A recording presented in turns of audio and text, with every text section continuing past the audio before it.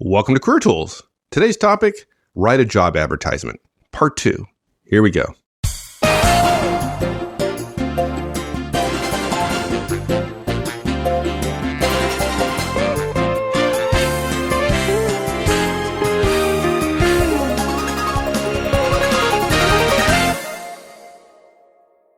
So now let's get to the actual writing. We have the picture in mind of who we want to write this advertisement for to attract, right?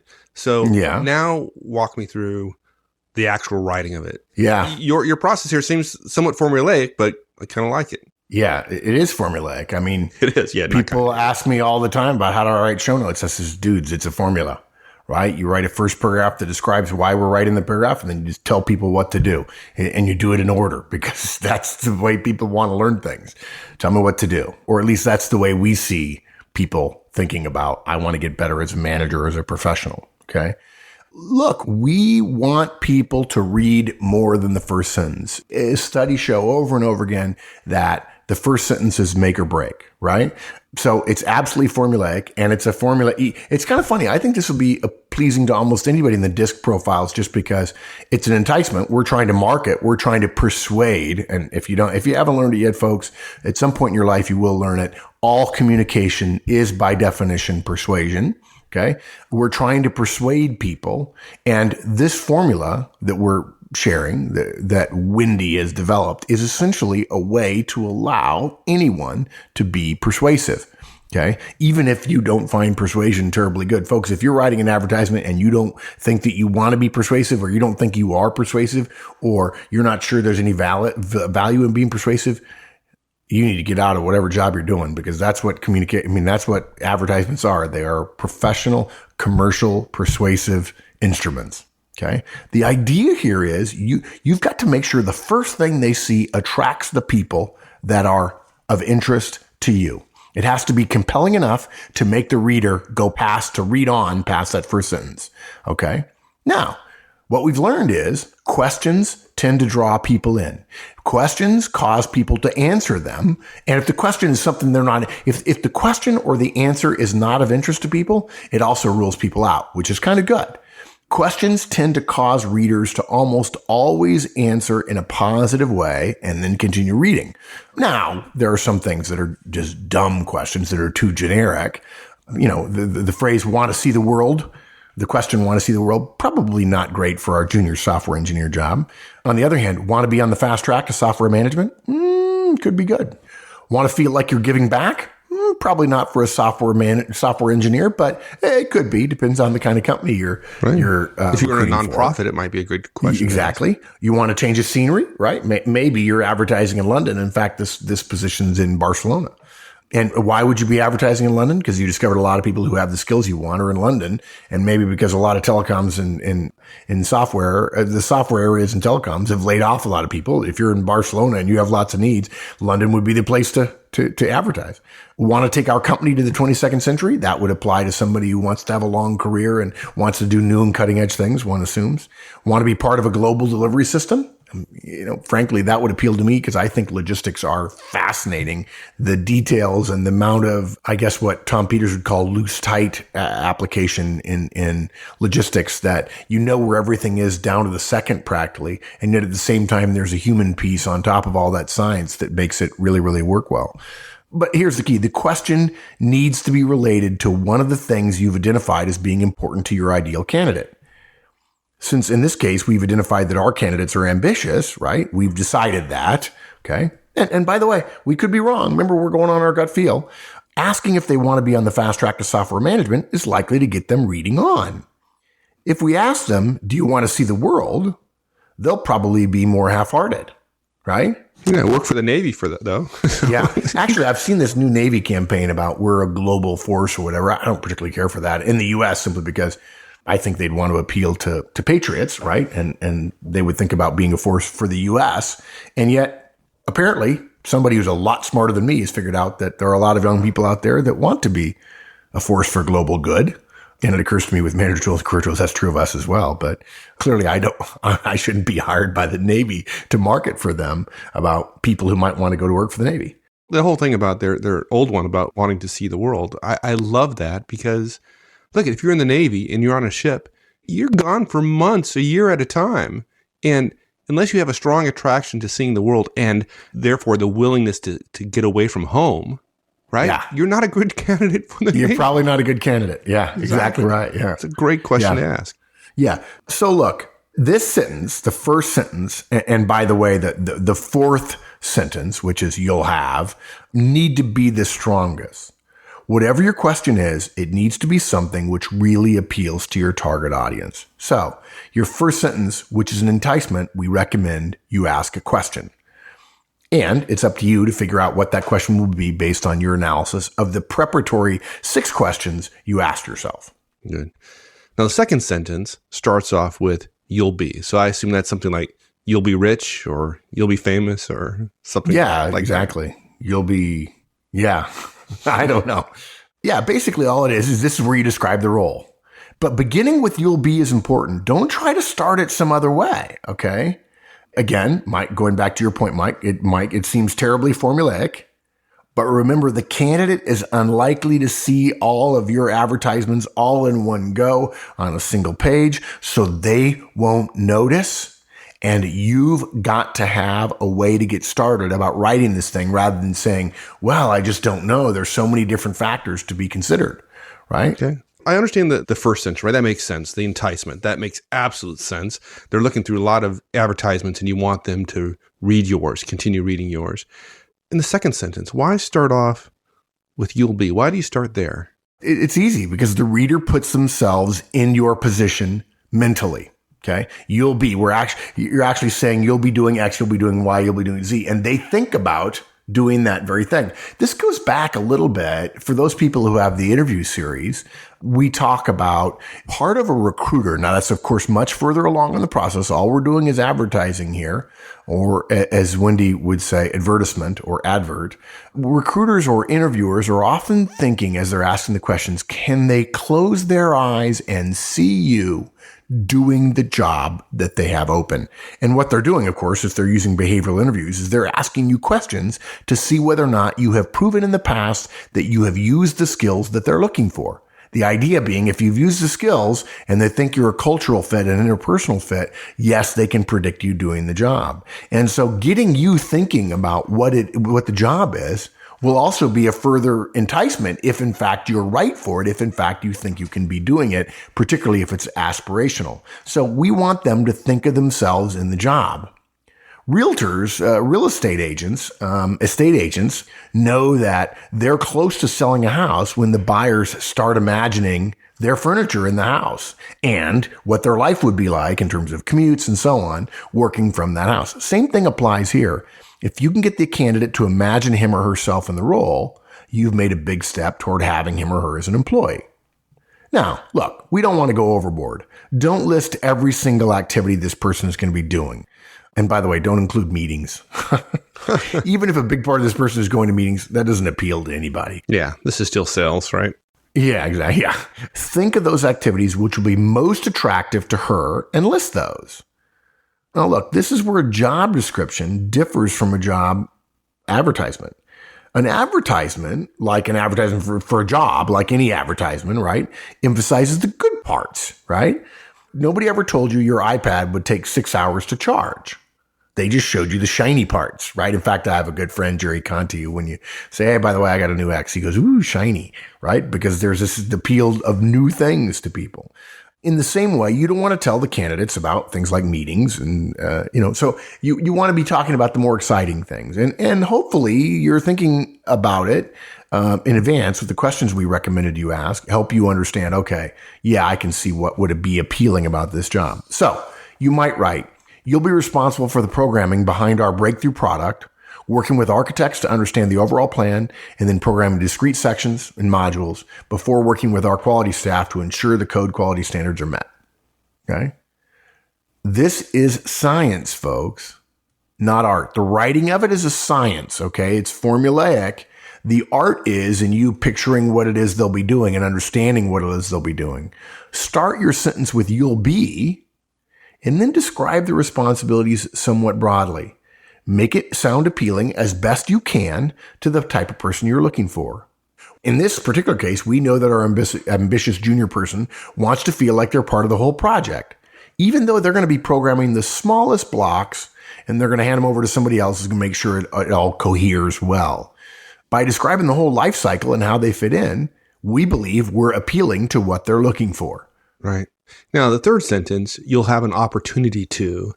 That seems a little bit more futuristic. It sounds more like here's what you're going to be able to do in the future, more aspirational. Yeah, exactly. You're talking about the future. Exactly. Think about what they would hope to be doing in 6 months or 9 months, or what benefits or training you think they'd like. Now, look, don't make it up. If it doesn't exist or they're never going to get to do it, then don't put it in there. We're not going to promise something that won't happen, but we do want to make it clear that the thing they want, if in fact it's going to happen, that it is going to happen some point in the future. Okay. Look, in our case, our ambitious junior software engineer wants the opportunity to get lots of training and work on exciting projects. On the other hand, a senior manager wants that opportunity to maybe influence the strategic direction of the company or of a particular division. A teacher wants the opportunity to work with motivated students and parents on advanced learning as opposed to basic stuff, maybe. Secretary wants the opportunity to keep his IT skills updated and to make a difference to the company through supporting others. A project manager maybe wants the opportunity to work on more exciting or bigger projects. A safety manager wants the opportunity to have more influence and take more responsibility for more of the staff's safety over time. And look, scientists all want to work on breakthrough science stuff. Stuff being, by the way, a very technical term I just made up. It seems to me that the commonality amongst all those is that you're thinking to yourself, what do you have to offer that your ideal candidate would want, right? Yes, exactly. Basically, what you're doing is you're helping your candidates self-select in and out both. Wendy once recruited for relatively difficult to fill roles in a very challenging location. Most of the ideal candidates were relatively junior and town-based, and this particular role that she was recruiting for was in the middle of the countryside in England. You'll have the opportunity to work in a peaceful country setting, attracted those candidates who like to be outdoors, and stopped those who wanted to live in Mayfair in a bedsit, right? Or down in Covent Garden or something like that. And the beauty of that is there were less offers that were refused later on because the location wasn't right. Now, you might say to yourself, but wait, what if there's a great guy who really would love to live in Mayfair, but even though he can't really afford it because he likes being in the nightlife, but maybe we could, that'd be great. That'd be wonderful. And if you want, write the biggest, most generic job description you can have to get everybody who might be interested. The problem is the moment you water down your wording to increase the size of your funnel, the less persuasive it is to the very heart of the people, the very core of the people that you want to reach. You cannot speak to millions. And by thinking about speaking to millions, increase the chances that you will hit the nail on the head for one. And you can't hire millions. You can only hire one. So widening the funnel only to discover there are a lot of people you're going to have to take the process and then they're going to have to tell you no, or you're going to have to tell them no. That's a lot of wasted effort. The fact is, particularly in down economies, you'll have plenty of people applying for the job. So you might as well make it as precise as you can. Makes sense. Now, the fourth sentence about you, I assume that this is the point where you tell the candidate what they need to have in order to be successful in the company's recruitment process, right? Yeah, sure. Now you're saying, okay, we've told you about what we got. Now we want to tell you what you need to have in order to be right for it. Now, look, you don't have to go overboard. Don't make a long list of absolutely everything you want to see in the ideal candidate. And, the biggest mistake is asking for 10 years of experience when in fact, maybe the technology it only existed for 5 or, really applications in this particular area have only been applied to, let's say, telecom coding for 2 or 3 or 4 years. And folks, believe me, that actually happens. Oh my gosh. It's crazy. Oh, yeah. So look, it's easy. Choose your top 4 or 5 attributes and list those. Now, again, this is not the job description. The candidate will need to see the full job description before they apply, but not right now. Recruitment, I've already alluded to this before, is basically a part of a standard sales funnel. At this point, you need as many people to rule themselves in as possible so you have a maximum choice at the end of the process, but you don't want to go beyond what is required. Or let me put it differently. You don't want to be so broad that you'll have twice as many people apply as actually could do the job. So it might sound like, in this particular example we've been following along, you'll have a degree in an IT-related subject with some courses in programming, some work experience in a programming or a related role, and preferably some experience of a large corporate organization, preferably in telecom. So you'll have, that sentence you'll have is kind of just a list, right? The intent is the reader is excited by the first part of the advertisement. They say, yeah, that sounds good.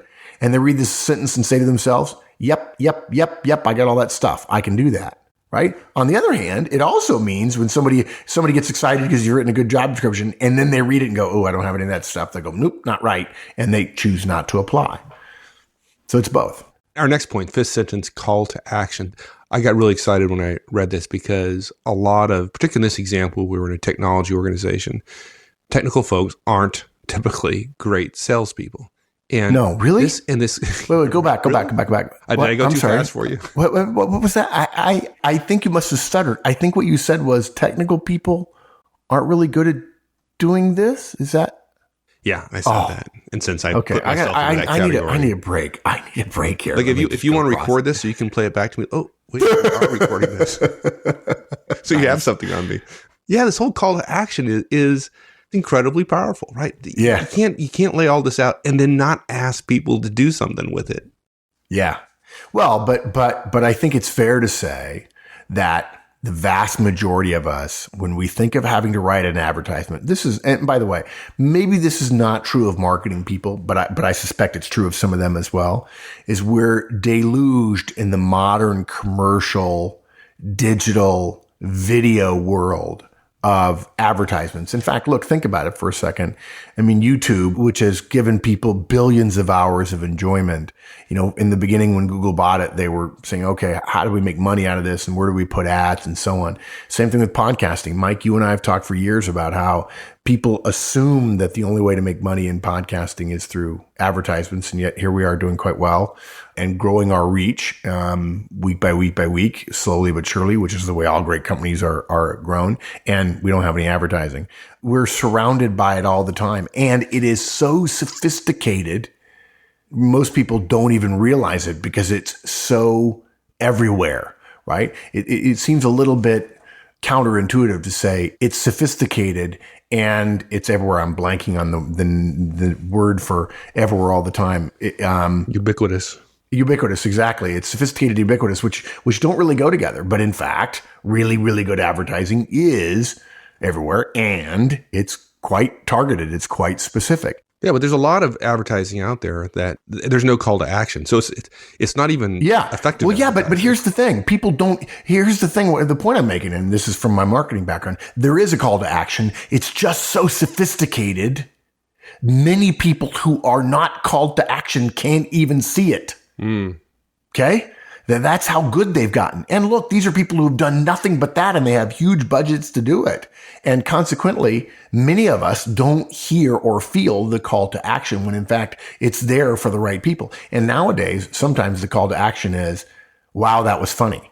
Okay. Now there are all kinds of arguments about this in marketing, but here's the thing. If all of us had a chance to go back and get a degree in marketing, you would have a whole class on calls to action. It is a core part of the process. If you're listening now and you were in a marketing class, I promise you the first projects you were involved in where they ask you to analyze and then design some sort of marketing. If you didn't have a call to action in it, or when you were asked, what is your call to action? You didn't have a good answer. You'd fail. It is so central and yet oftentimes so invisible in the world around us, we miss it. So look, folks, if you want to be good at something, the first time you do it, you're going to stink unless you have a template, an understanding of the what's and the whys. This cast is about the what's and the whys of advertising. You've got to have a call to action. Now, after you've done it 100 times, feel free to hide the call to action in some clever way. Great. No problem. As long as you know what your call to action is. But in the beginning, know what it is, make it explicit so you can get people to do what you want. Heaven forbid you don't know you need a call to action, you don't put one in, and all kinds of people who are very excited about your product don't know what to do or how to do it or why they would want to do it because you left out a call to action. Yeah. Well, most professionals listening to this are not professional sales and marketing folks. Yeah, exactly. And they're not going to write enough of these. I mean, we started off this cast with the assumption that this was delegated to you. You're not going to write enough of these that you're going to get that good that you can be that subtle. So don't worry about it. You don't have to be a professional. You don't have to aspire to the levels of subtleness that you have David Ogilvy or something like that. Yeah, exactly. Yeah. Yeah. In the land of the blind, the one-eyed person is king or queen. This will give you one eye. This is all you need when it comes to writing a job advert. Okay. So call to action, right? What do you want your candidate to do now? Should they go to your website to read the full job description? Should they apply? And how would they apply? How would they go through the application process? Should they call to discuss the role? Should they send their resume? Whatever it is, make sure the action they're going to take is clear to them. Now look, obviously, in a lot of cases, this is going to be dictated by your company's recruitment process. Great, good. Just make sure it's clear what step you want them to take. If you do have the chance to decide for yourself, think again about your ideal candidates. Senior managers are much more likely to want an informal chat before applying, particularly before formally applying, than somebody who's junior. If you think the advertisement is going to get a lot of responses, ask for resumes and a cover letter detailing why they think they're an appropriate candidate. If you don't think you're going to get as many, then just resumes will probably be enough. Why would you want cover letters in the event you're going to get more rather than less? Because you want another factor by which you can exclude people. The key is make the method of contact work equally well for you and for the candidate. Now look, if you ask them to email responses, please set up a new email address, which you can put an autoresponder on. Candidates hate sending emails to black holes and getting no response. That'll cause a lot of annoying phone calls to people who are around you or to HR if that's the only number they can get for your firm or your division. On the other hand, as a candidate calling to, quote, make sure you receive my application is a great way of being able to talk to somebody at the company and get more information. So if you're listening from that side of the equation, by all means do so.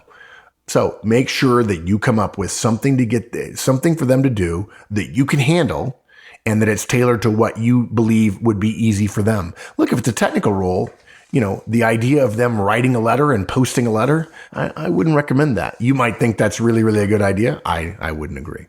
Now, after all that, which is all pretty exciting, if you look at this in the way we described it here, I can see myself getting excited about writing something like this. And by the way, if you haven't gone through these steps, at least to some degree, you're probably not going to be terribly effective at selling this once people come into the interview. Yeah, at some point, you have to sell the job, sell the opportunity, and thinking through it in this manner is going to help you do that. But after all that, the exciting part, don't forget to put the admin details at the bottom, right? Contact details, for example. Right. I've seen advertisements before where the contact number at the bottom is the wrong phone number. Amazing. Well, I'll tell you something. We, here at Manager Tools, every once in a while, at a conference, we tell everybody, hey, look, when we're rolling out the Trinity, make sure you click on this link, which takes you to the website page, which has the text of the email we recommend you send. And for some reason, we got it wrong, and they click on the text, and it took them to a page that didn't exist. Yeah. Oh, my gosh. Yeah, somebody who's doing the call to action and doesn't get any joy? Not good. Not good. It was my fault, too, by the way. Yeah. And look, Wendy will tell you, she learned this lesson the hard way in terms of having contact information that's not accurate, right? And again, look, this is probably going to be dictated by your recruitment process, but if you're a small firm, if you do have leeway, think about what works for you and for the candidates. Good. And that's it, right? Yeah. 7. Look, so spend some time. 6 questions up front to identify your target audience. Get inside your head and your gut what you're looking for, who you're looking for. And then you've got 5 sentences that you want to write in your job advert. What's the first sentence is actually a question. It's an enticement. And then you're going to start with you'll be, and then you'll have an opportunity to, and then you'll have. And last sentence is a call to action. And then make sure you've got your admin details right. You follow the formula, and our advertisement for this junior software engineer sounds like this. Want to be on the fast track to software management? In this role, you'll be responsible for the programming behind our breakthrough product, working with our architects to understand the overall plan and then programming discrete sections before working with our quality staff to ensure the code quality standards are met. You'll have the opportunity to move to our leading edge projects as they roll out and to attend 3 training courses per year. You'll have a degree in an IT-related subject with some courses in programming, some work experience in a programming or related role, and preferably some experience of a large corporate, ideally in telecom. Send your resume to resumes@ourcompany.com with the reference 3942. And, when you say that, it sounds really great. You think, wow, somebody really knows what they're doing, wrote that. Nope, that's just a formula. Writing job advertisements may look like an art, but it's really a science. You follow the formula. You can get one out in 15 minutes. You're going to be a hero to your boss, if in fact it was delegated to you, or you'll get better candidates into your funnel because of how well you did it for your job. And if your boss thinks it's a difficult job and really, really creative, you just got credit for doing something hard and being creative as well. Well, nothing wrong with that. Excellent. Thanks, my friend. My pleasure, partner. We'll see you. Thanks, everyone. That's it. We'll see you again next week. Meantime, have a great one. So long.